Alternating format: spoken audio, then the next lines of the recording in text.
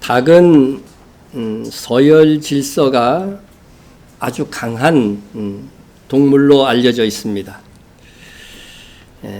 수탉들은 만나는 순간부터 서열 싸움을 하는데 아주 치열합니다.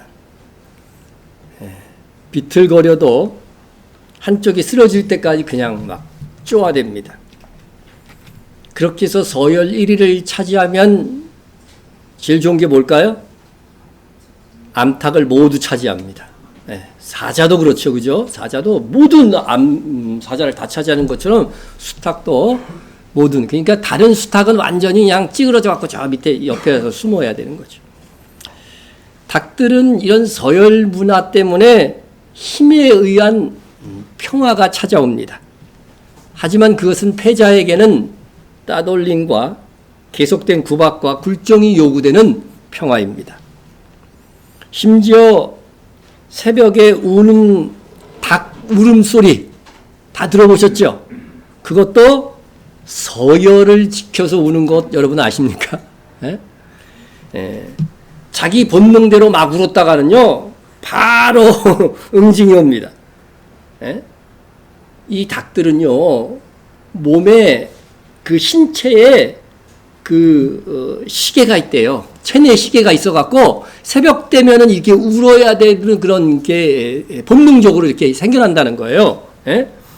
그런데 그럼에도 불구하고 서열 1위 닭이 울 때까지는 참았다가 서열에 따라서 우는 거예요. 간혹 서열 1위가 늦게 울 때가 있대요. 그럴 때는 다른 닭들도 안 온대요. 그래서 다 늦게 시작하는 거라는 거예요. 그뿐만 아니라 최고 서열의 닭은 자기 아래의 닭들을 막 쪼을 수가 있어요. 쪼을 수가 있는데 어느 닭도 최고 서열의 닭에게는 쪼을 수가 없습니다. 제가 닭을 잠시 동안 기를 수 있는 그런 기회가 있었는데 기존 닭장에 병아리를 사와갖고 좀 키워서 같이 넣어봤어요.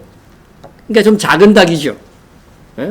그래도 자기보다 힘센 닭이 아니니까 잘 돌봐줄 줄 알고 저는 집어넣었는데 그 다음날 보니까요 정말 닭 벼슬은 완전히 없어졌고 닭 목이 간신히 붙어져 있을 정도로 아주 쪼아된 거죠. 쪼아된 겁니다.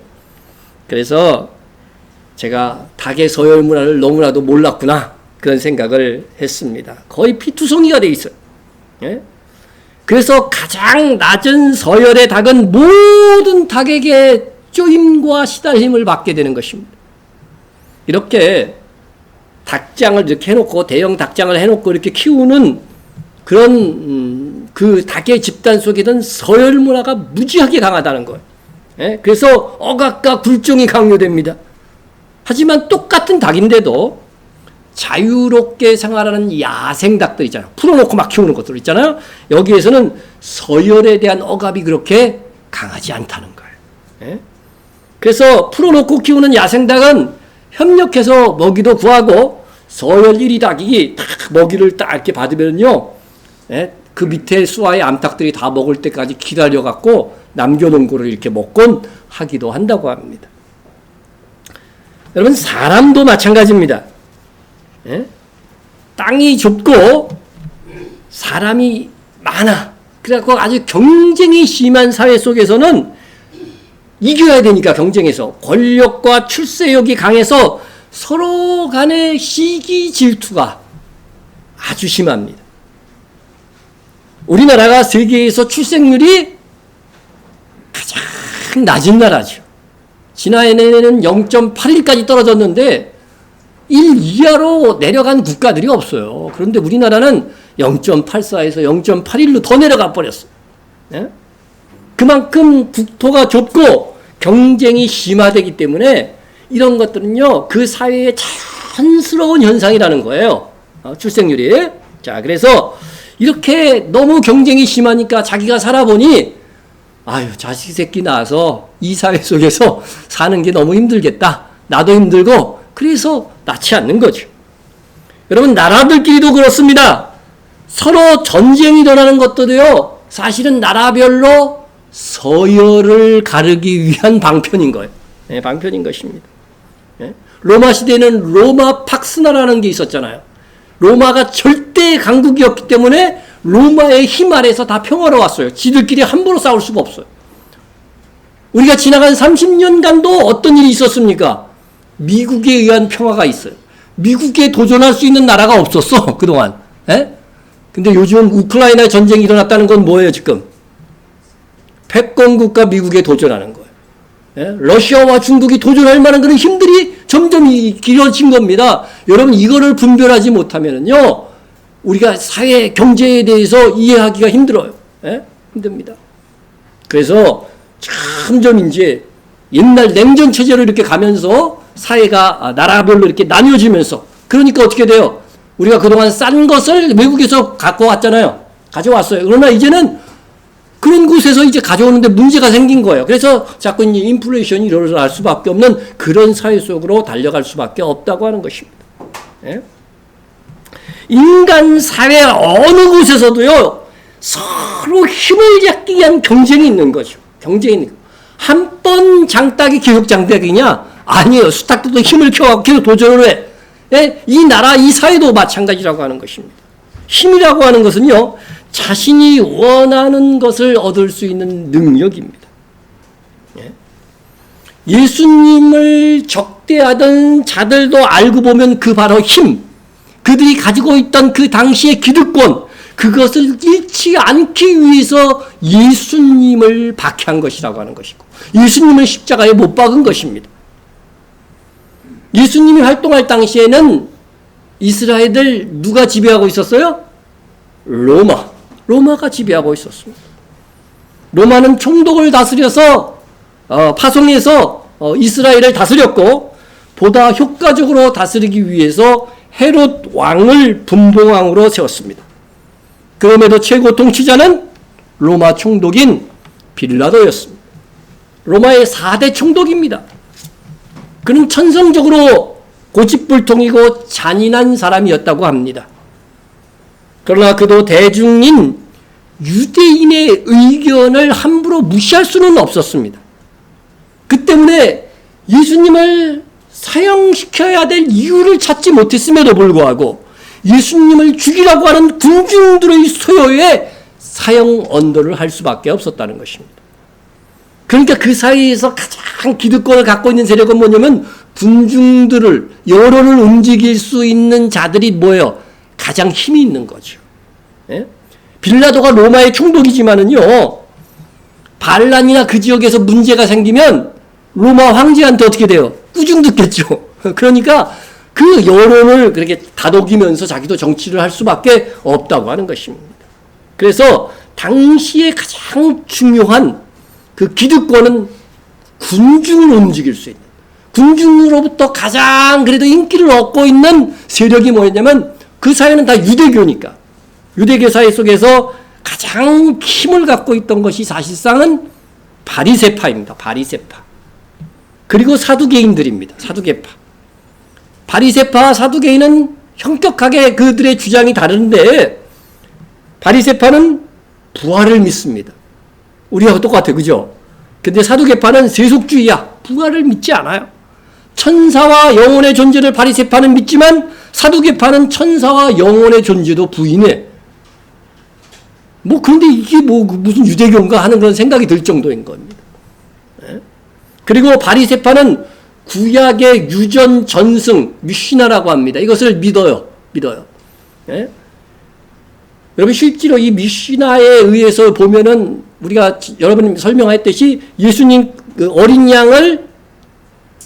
양을 그 제단불에 몇 시에 묶어요? 9시에 묶고 3시에 죽이는 거, 그게 규칙이 딱 써 있어요. 써 있는데, 실제로 그 미슈나에 들어있는 그런 규례대로, 그 유전대로 예수님이 그 시간에 십자가에 못 박히시고 6시간 만에 그 시간에 예수님께서 돌아가시죠. 그러니까 이게 유대의 전승들도 우리가 좀 알아야 될 필요가 있는 거죠. 그대로 예수님께서 성취하셨으니까. 근데 바리새파가 그런 것들을 좋은 어떤 교리는 가지고 있는 거죠. 그리고 헤롯 당은 뭐냐면요, 헤롯 왕의 친위 세력이야. 사실 이 헤롯 당은요, 에돔 족속이에요. 에돔 족속. 그런데 그 헤롯에 붙여가지고서 어떻게 돼요? 그 당시, 오늘날 우리나라로 얘기하면 일제강점기 때 친일파 같은 세력이다 생각하면 돼요. 그런 세력이다. 열심당은 있는데 헤롯당과 정반대죠. 반로마 무장 세력이에요. 우리나라도 독립전쟁 할 때 그런 분들 계셨죠. 무장해갖고 싸웠던 김좌진 장군 뭐 이런 분들인 거죠. 그 에세네파는 성경에는 안 나와. 그러나 그 당시 역사의 기록에 보면은 은근 정치적으로 무관심해. 그러니까 밖으로 안 나타나 있어. 그래서 몰래 숨어가지고서요. 로마의 그 어떤 간섭을 받지 않게 해서 몰래 동굴 속으로 숨어서 거기서 예배드리고 거기서 성경도 필사하고, 그래서 가장 오래된 필사본이 에세네파가 그 보존해서 그 항아리 속에 집어넣었던 것들을 우연히 한 목동이 양 잃은 걸 찾으려고 들어갔다가 발견한 거, 그게 사해사본인 거예요. 가장 오래된 필사본이. 그래서 그걸 보니까 지금 있는 성경과 하나도 틀림이 없더라. 그게 또 확인이 될 수가 있었던 것이죠.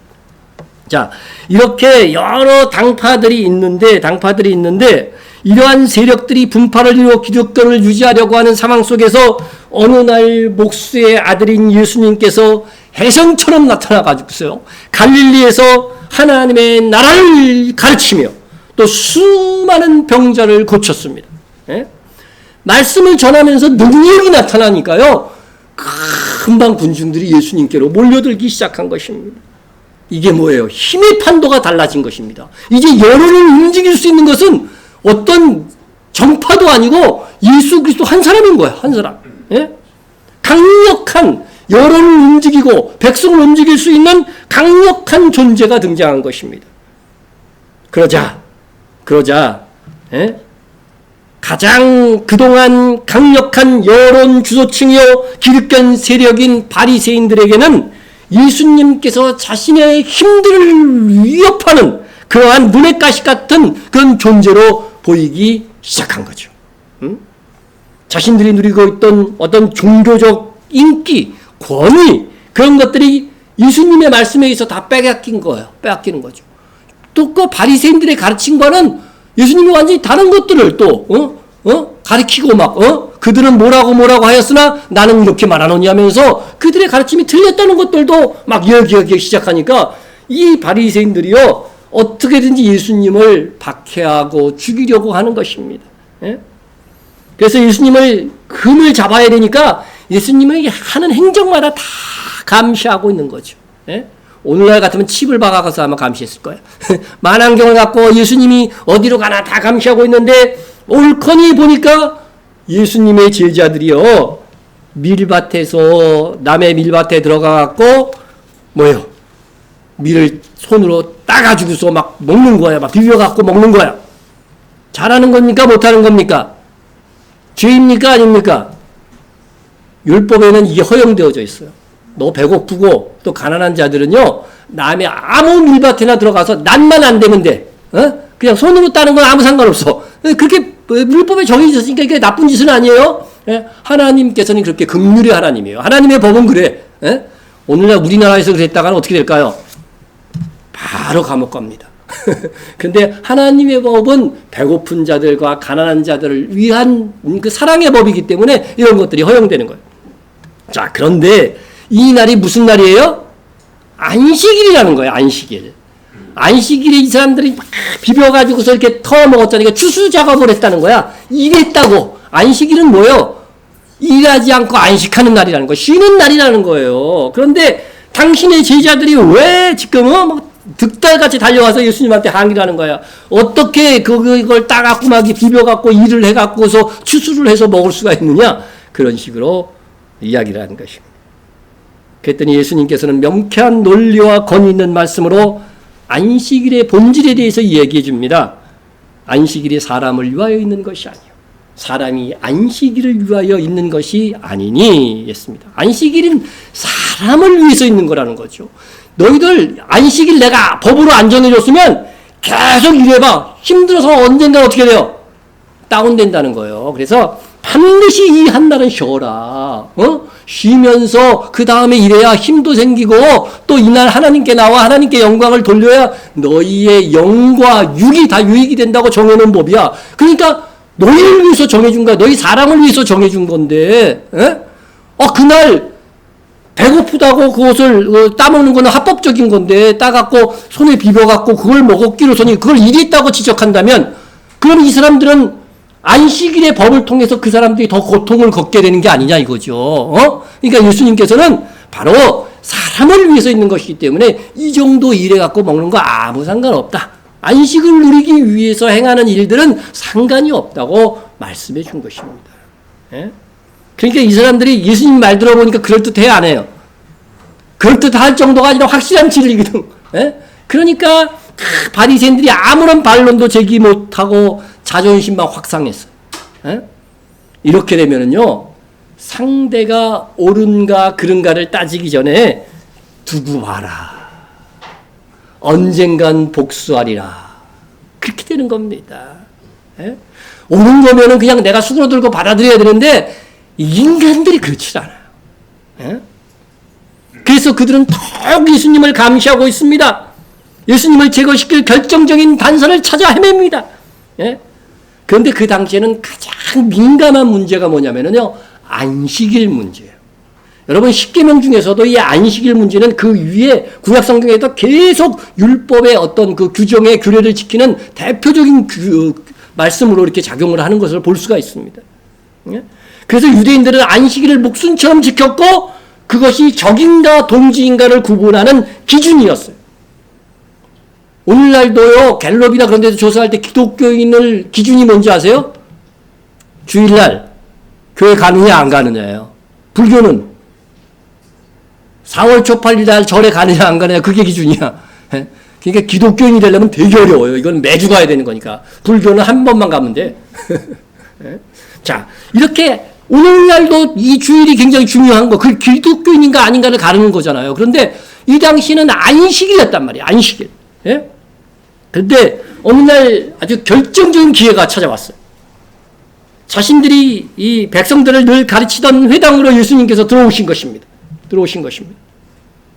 예수께서 다시 회당에 들어가시니 한쪽 손 마른 사람이 거기 있는지라.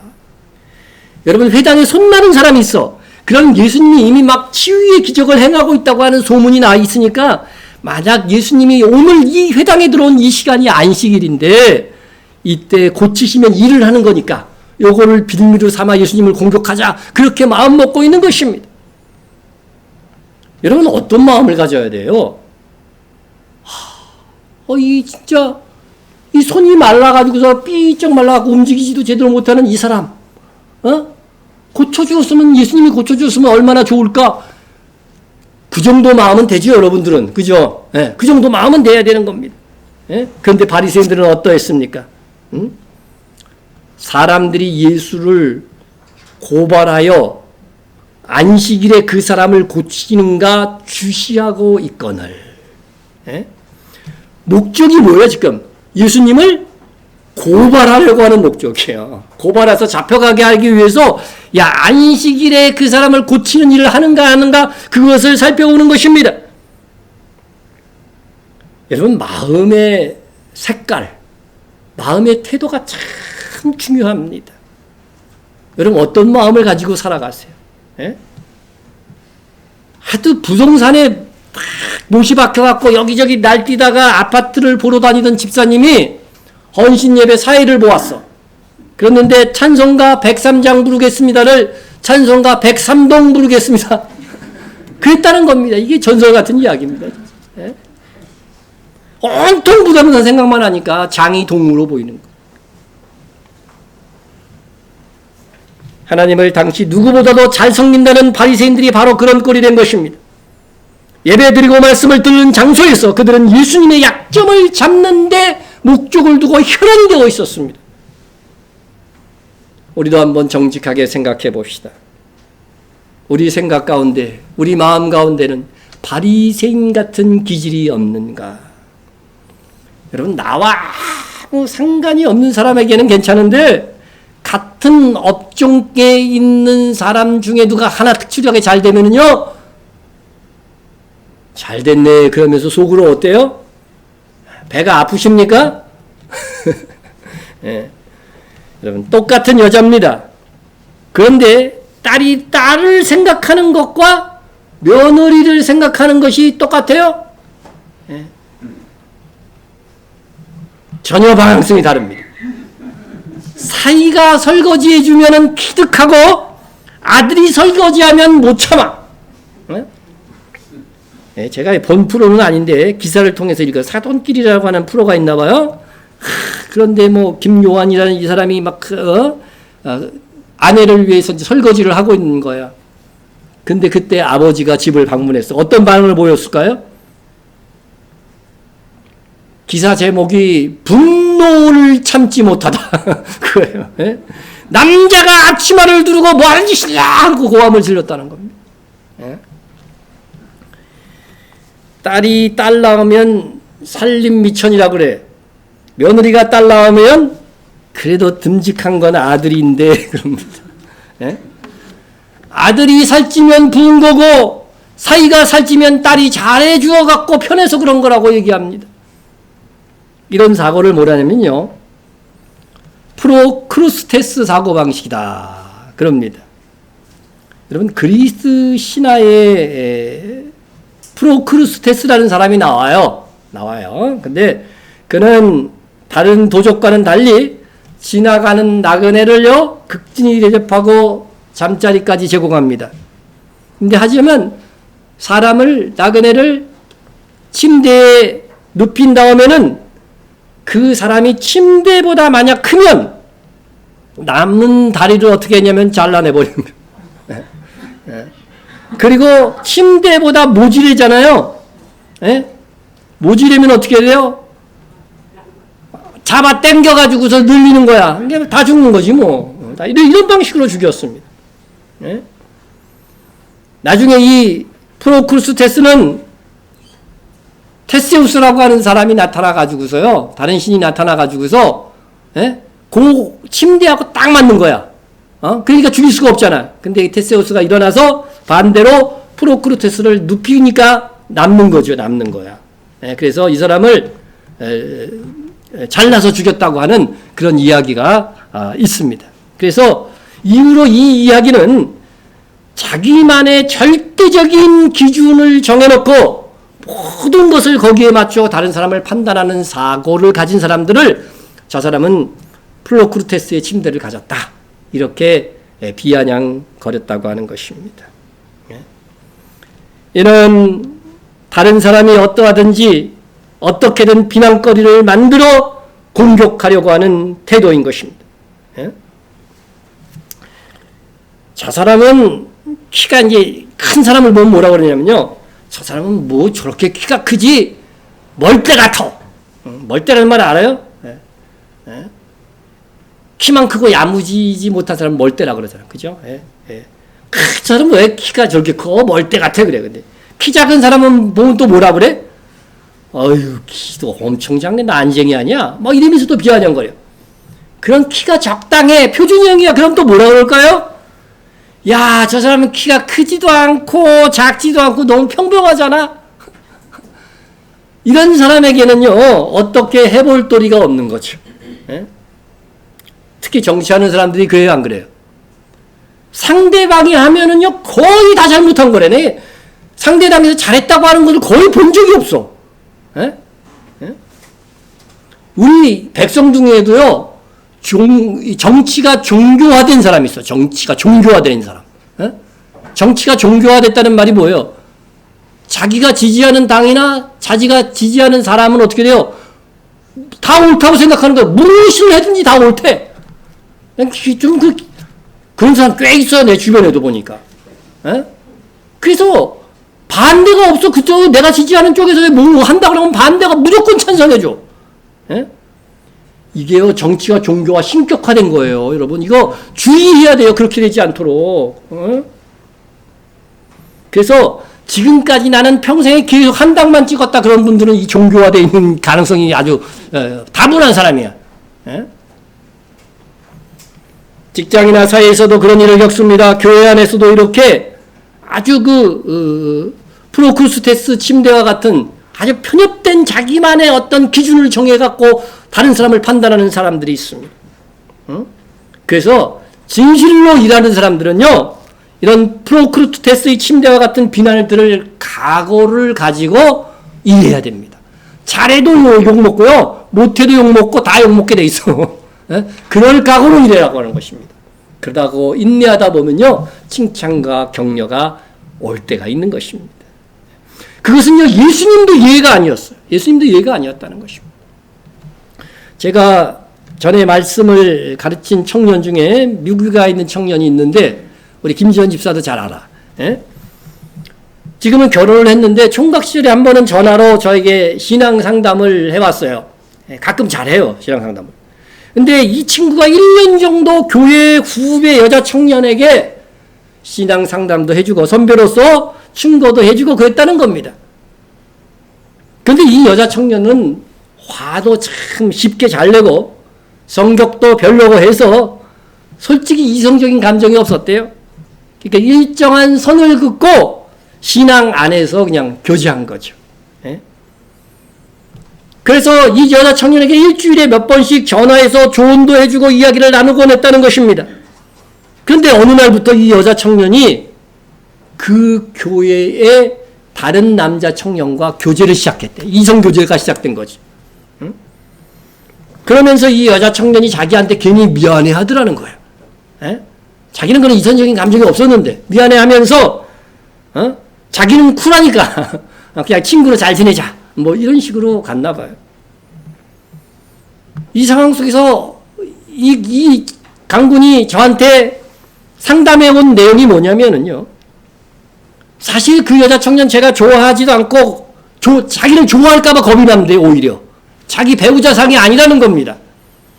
그런데 막상 다른 남자 친구를 사귀고 이성교제를 하는 거를 보니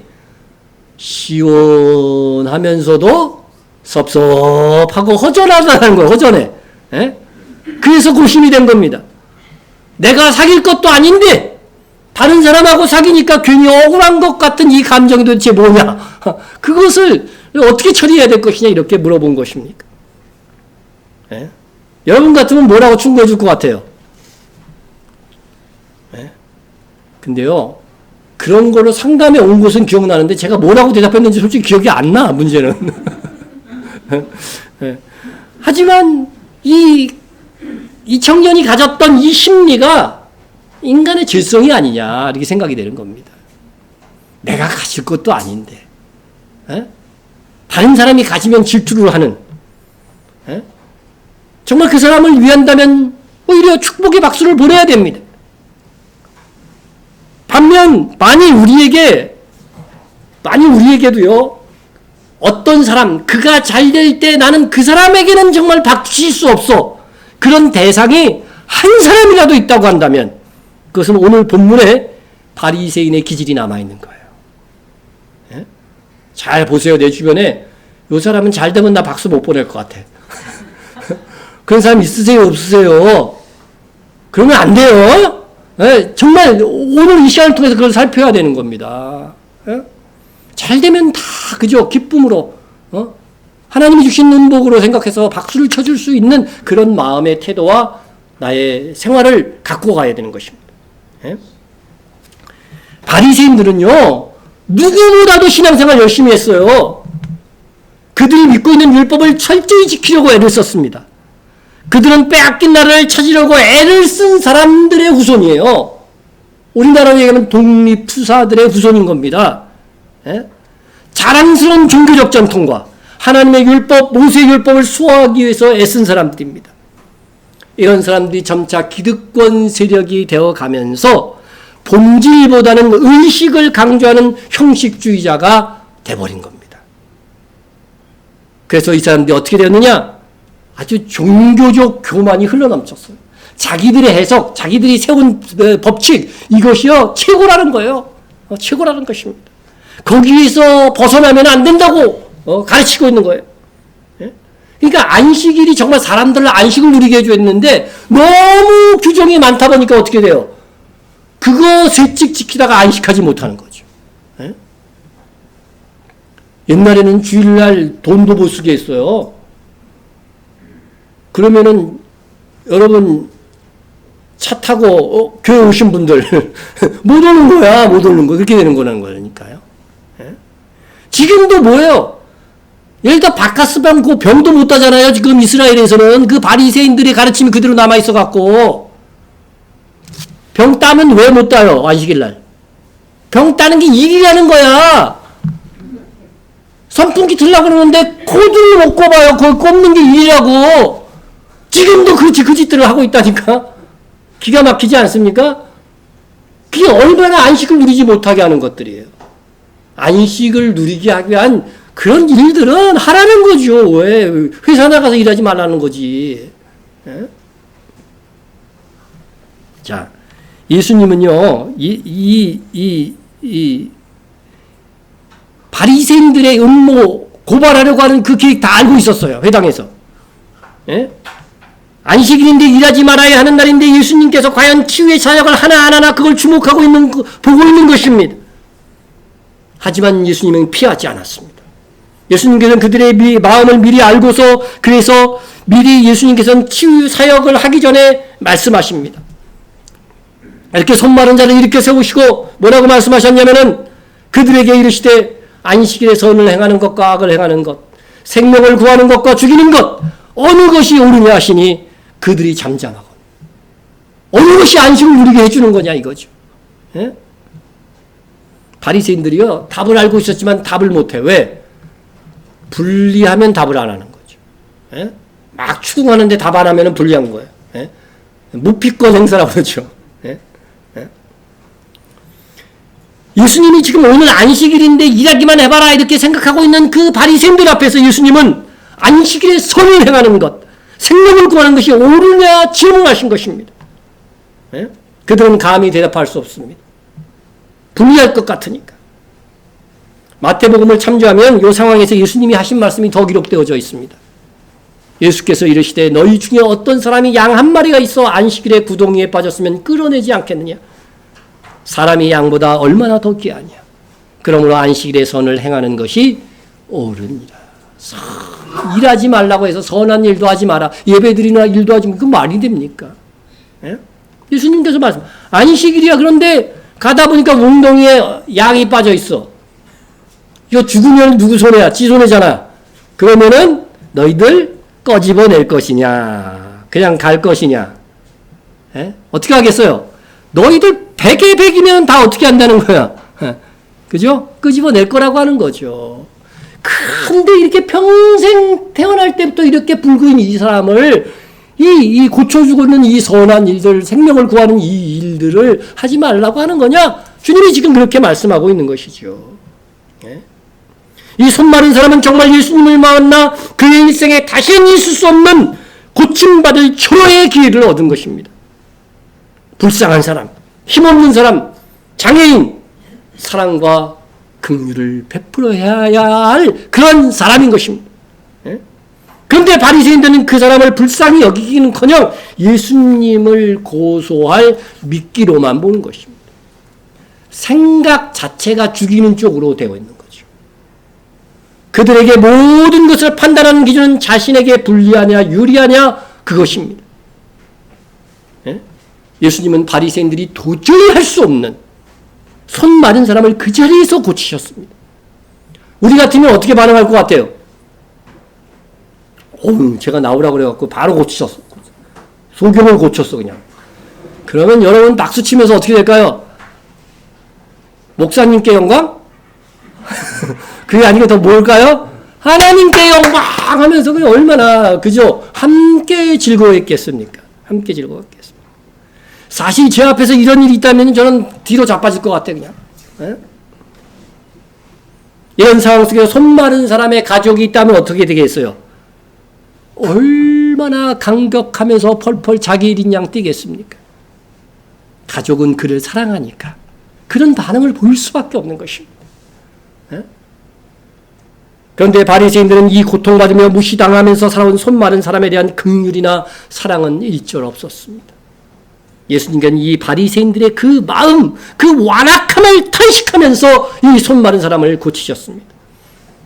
그들의 마음이 완악함을 탄식하사 노하심으로 그들을 둘러보시고 그 사람에게 이르시되 내 손을 내밀라 하시니 내밀매 그 손이 회복되었더라.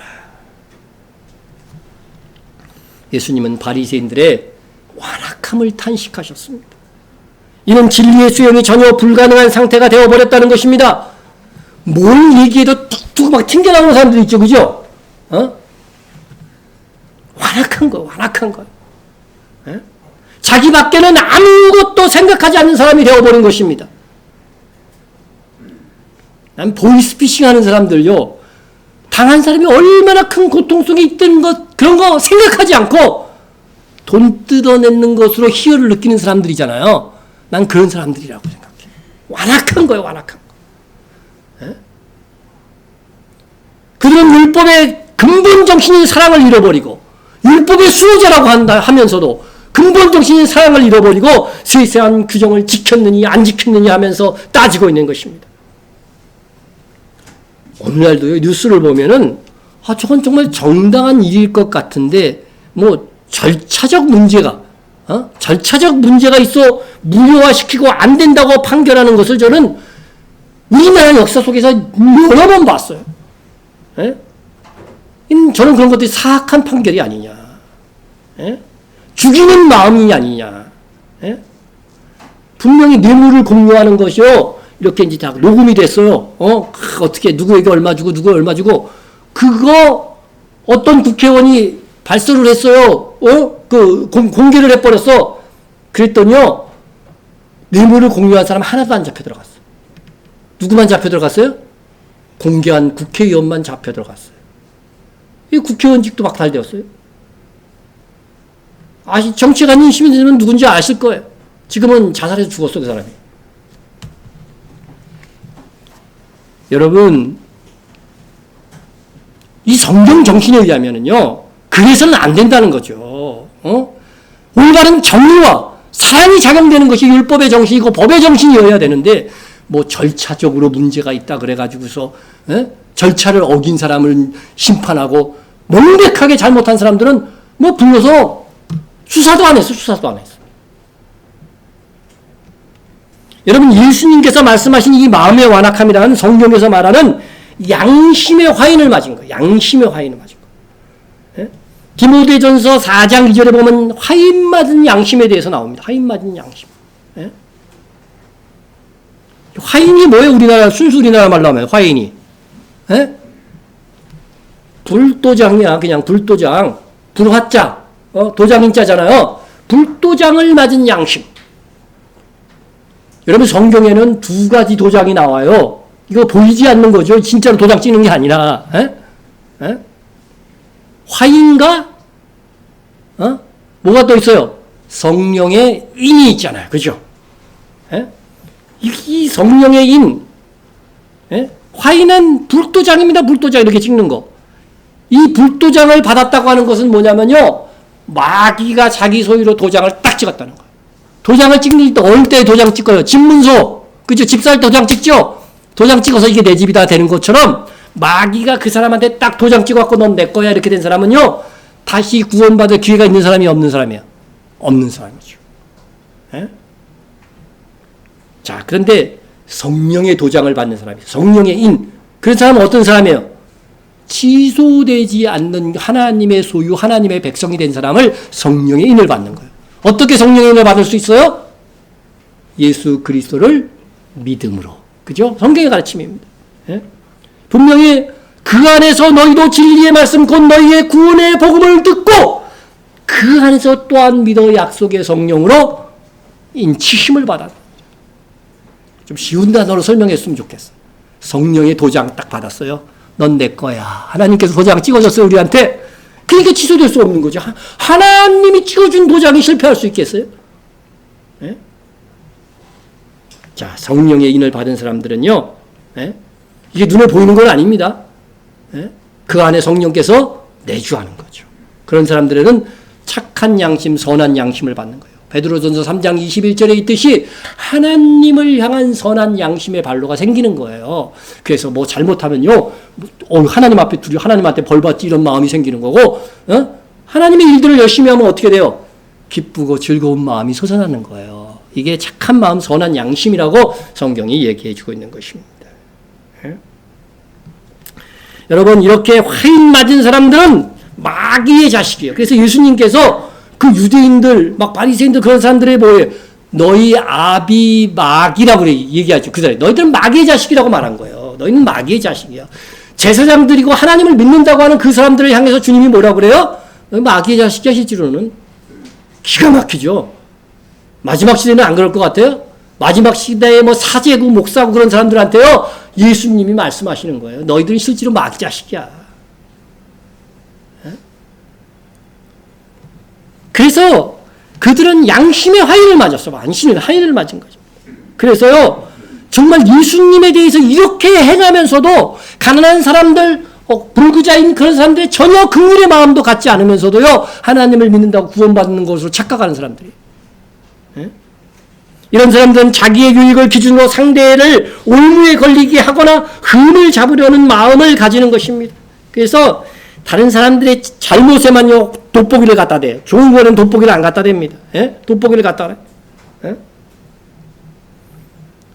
우리도 그렇지 않은가 살펴봐야 됩니다. 우리는 늘 그럴 수는 없죠. 양심에 화인받은 사람이 아니니까. 그러나 육신의 질성은요 그런 것들이 남겨져 있다는 거예요. 조금씩요.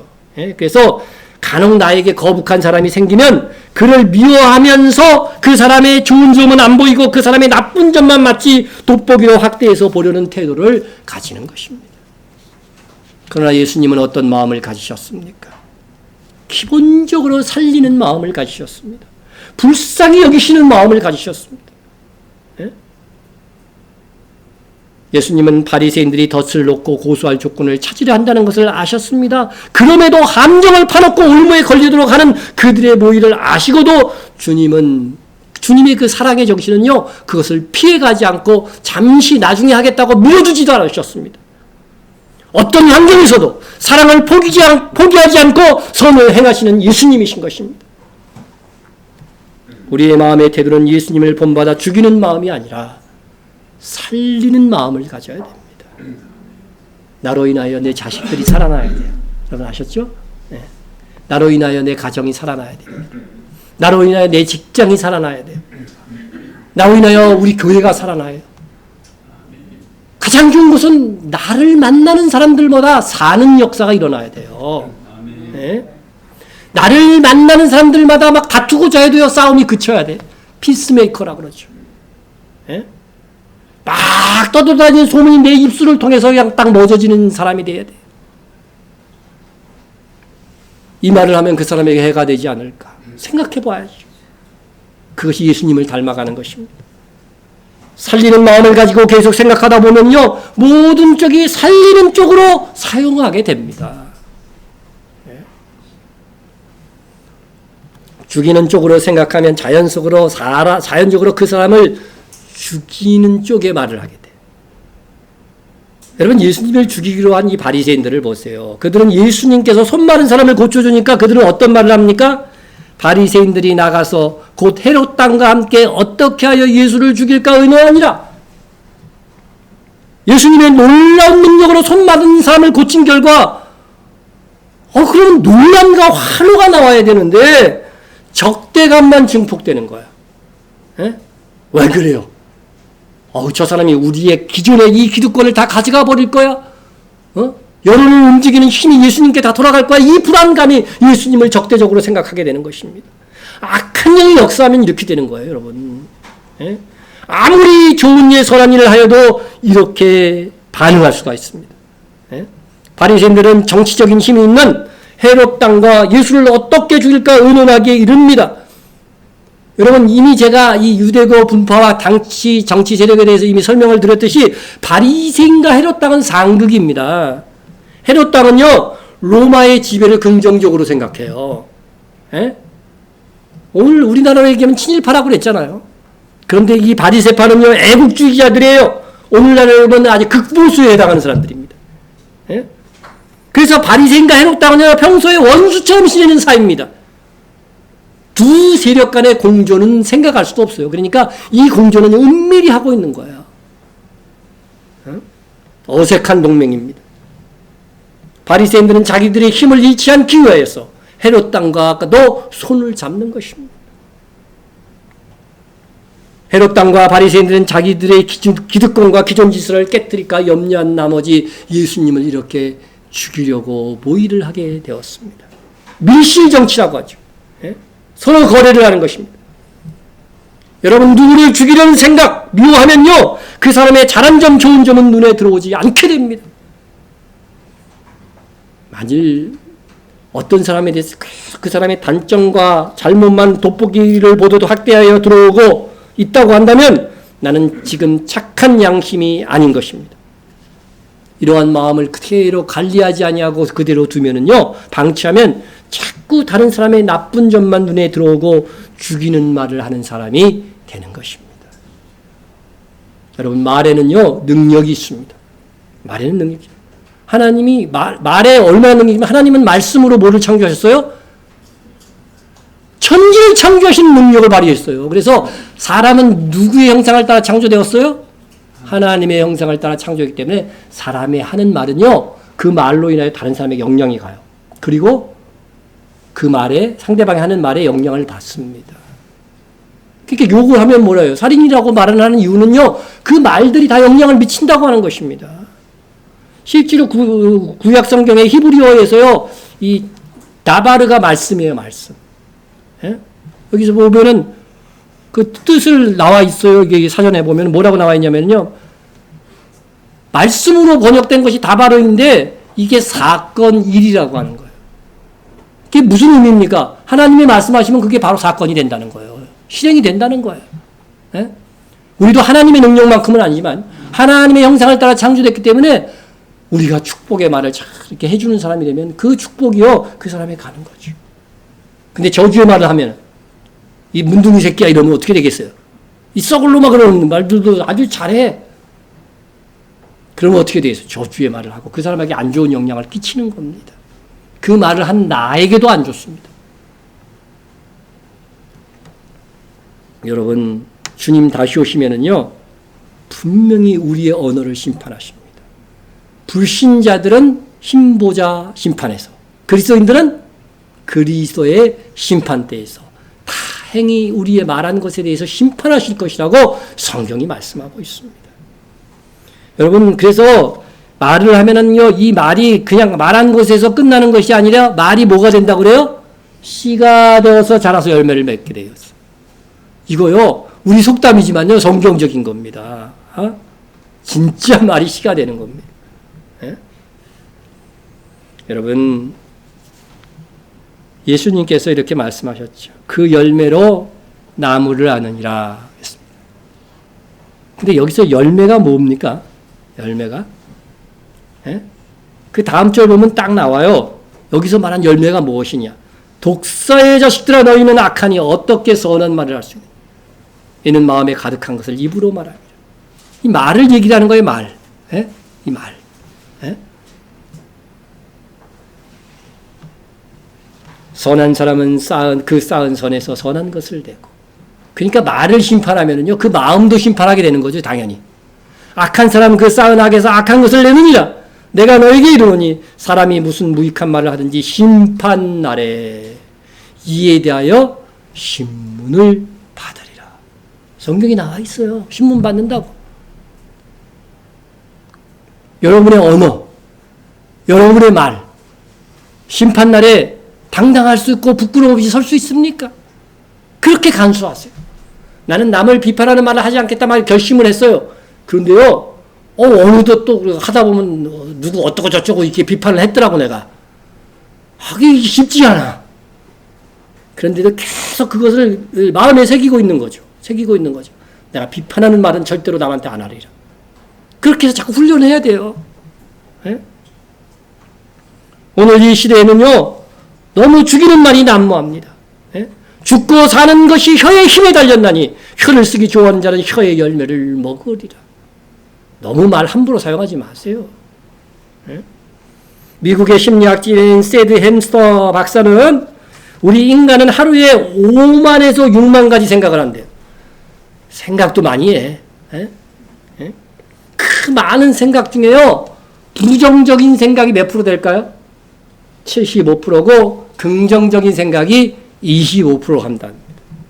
따라서 말의 관리나 절제 없이 필터를 거치지 않고 말을 하면은요, 부정적인 말을 많이 할 수밖에 없어요. 예? 그래서 선한 말, 믿음의 말, 살리는 말을 하려면 많이 노력을 해야 됩니다. 훈련까지 해야 됩니다. 중요한 것은 마음을 바꾸어야 말도 바꿔진다는 겁니다. 예? 자, 그런데 우리가 이 바리새인들이 예수님을 적대한 이 상황 속에서 예수님은 어떠한 태도를 보였는가 한번 보세요. 예? 오늘 마지막 절에 보면은요, 예수께서 자기를 나타내지 말라고 많이 경고하시니라. 여러분, 예수님을 시기하고 양심의 화인을 맞은 예수님을 죽이려는 원수들이 질비한 상황에서 예수님은 치유와 선한 일을 하시면서 자신을 감추신 거예요. 감추신 겁니다. 예수님이 귀신도 쫓아내고 막 능력을 행하니까 막 소문이 나잖아요. 예? 그래서 귀신들도요, 보세요. 더러운 귀신들도 오늘 3장 11절에 보면 더러운 귀신들도 어느 때든지 예수를 보면 그 앞에 엎드려 부르짖어 이르되 당신은 하나님의 아들이냐. 아니, 귀신들이 이렇게 얘기해주면 예수님이 더 권위 있어지고 좋은 거 아닌가요? 근데 그 다음 절에서 예수님이 뭐라 그래요? 자신이 드러날까봐 감추시는 거예요. 예? 감추시는 것입니다. 그것도 어떻게 해요? 자기를 나타내지 말라고 그냥 평범한 말로 한 것이 아니라 경고하셨다고 그래요. 경고. 그리고 또 그것도 한 번만 한 것이 아니라 많이 경고하시니라. 예? 많이 경고하시니라. 여러분, 왜 예수님이 자기를 감추시는 거예요? 예수님께서 3년 동안 사역을 해야 되는데 예수님이 인기가 높아지고요, 소문이 나게 되면 어떻게 돼요? 이 적대자들, 이 악한 마귀의 자식들은요, 예수님을 급격한 위험의 대상으로 여기고 바로 죽이려고 할 거기 때문에 3년 동안도 사역을 못할 수가 있어요. 예? 그러니까 마태복음 16장을 기점으로 해서 예수님이 자신이 그리스도인 것을 이제 막 드러내기 시작하시죠. 그러나 그 이전까지는 자기를 드러내지 않는 이유는 이 하나님의 사역을 정한 때까지 하기 위함인 것입니다. 예? 여러분, 예수님이 그랬듯이 이 시대에도 참으로 진실하게 능력 있게 말씀대로 사는 그리스도인들이 오히려 배척당하고 비난당할 수 있습니다.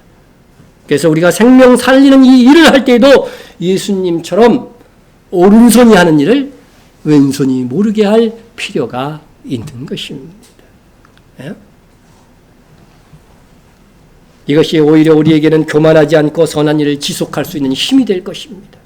시기 질투 받지 아니하고 더러워서 못하겠네 이렇게 되면 안 되잖아요. 선한 일을. 그죠? 예? 영적인 일에는 더 시기 질투가 많습니다. 그래서 은밀하게 하는 것이 더 하나님 앞에 기쁜 일인 것입니다. 언금을 하거나 누구를 도와줬거나 사랑을 해줬거나 내 아주 헌신이 있었다면 감추세요. 감추세요. 내 구제함을 은밀하게 하라. 은밀한 중에 보시는 너희 아버지께서 갚으시리라. 하나님은요, 우리가 은밀한 중에 행하는 것을 보실 수 있는 능력이 있어 없어요? 보실 수 있는 능력이 있어요. 여러분, 구제해서 남들이 안 알아주는 구제 있어요? 남들이 모르는 나의 헌신이 있습니까? 그것을 아름답게 간직하세요. 내 마음의 보물로 간직하세요. 예? 영적인 것들로 마찬가지예요. 네가 기도할 때 네 골방에 들어가 문을 닫고 은밀한 중에 계신 내 아버지께 기도하라. 은밀한 중에 보시는 내 아버지께서 갚으시자. 똑같은 구절이 또 나오죠. 은밀한 중에서 보시는, 아무도 못 봐도 하나님은 보실 수 있다는 거죠. 이불 속에 들어가서 해가는 거 다 아셔. 내 마음의 생각도 다 아신다고. 여러분, 기도보다 더한 게 금식 기도잖아요. 그죠? 이는 금식하는 자로 사람에게 보이지 않고 오직 은밀한 중에 계신 내 아버지께 보이게 하려 함이라. 은밀한 중에 보시는 내 아버지께서 갚으시리라. 금식하면서 교인들 앞에 일주일 금식해서 나와갖고 금식을 했더니 너무 힘이 들어 막 그러면서 그냥 수척해진 얼굴로 머리도 풀어헤치고 하고 이러면은요, 안 된다는 거죠. 어떻게 해야 돼요? 기름을 바르고죠. 그죠? 수척해 보이지 않도록 그냥 노력을 해야 돼요. 그래서 금식을 사람에게 보이지 말라는 거예요. 다른 사람으로 금식하는 거 알지 말게 하라는 거예요. 오직 하나님 앞에서만 하라는 것이죠. 그래야 은밀한 중에 보시는 내 아버지께서 갚으시리라. 내 선행이요, 너무 많은 사람들이 알고 있어. 그리고 문제가 있는 거예요. 내 많은 수고 원신을요, 다른 사람이 아무도 몰라. 그러면 더 큰 보물을 내가 지금 쌓아안고 있는 거라니까요. 이 믿음이 있어야 된다니까, 이 믿음이. 예? 그런데 자꾸 그냥 막 자기가 헌신가 그런 것도 안 알아준다고 난리야, 교회마다. 정말 이 목사님들이 큰 거, 가장 큰 분이, 그래서 막 그냥 과장돼갖고 칭찬해주고 막 그런다니까? 그렇게 자기를 자랑하는 사람은 어떻게 되냐? 사람에게 보이려고 그들 앞에서 너희의 의를 행하지 않도록 주의하라. 그리하지 아니하면 하늘에 계신 너희 아버지께서 상을 얻지 못하느니라. 여러분, 선행했어! 부재했어! 그래도요, 사람 앞에 드러내놓고 막 칭찬받았다면 뭐예요? 하늘에 계신 아버지께서 상을 안 주신다는 거예요. 이게 중요한 거예요. 선행을 했음에도 불구하고. 예? 그러므로 구제할 때에 외식하는 자가 사람에게 영광을 받으려고 회당과 거리에 서는 것 같이 너희 앞에 나팔을 불지 말라. 진실로 너에게 이르노니 그들은 자기 상을 이미 받았느니라. 가장 어리석은 자인 것이, 가장 어리석은 자가 이런 자들인 거예요. 예? 가장 어리석은 자가 누군지 아셔야 됩니다. 선을 행하고도 스스로 상을 다 받아버려갖고 상 받을 게 없는 사람. 가장 어리석은 거예요. 예? 여러분, 아름다운 여러분의 선행이 하늘나라에서 상 받는 것으로 보존되도록 여러분, 여러분의 아름다운 선행과 구제들을 마음에 감춰야 됩니다. 드러내지 말아야 됩니다. 예? 말씀을 종결하려고 합니다. 우리는 나의 말을 듣고 힘이 되었다는 말을 들을 수 있어야 됩니다. 나의 돈 때문에 좌절하지 않을 수 있었다는 그 누군가로부터의 고백을 들을 수 있는 사람이 되어야 합니다. 근데 야, 너 때문에 그때 나 죽을 뻔했어. 너는 그때 나를 2번 죽이는 말을 했어. 이런 말을 들으면 안 되는 거죠.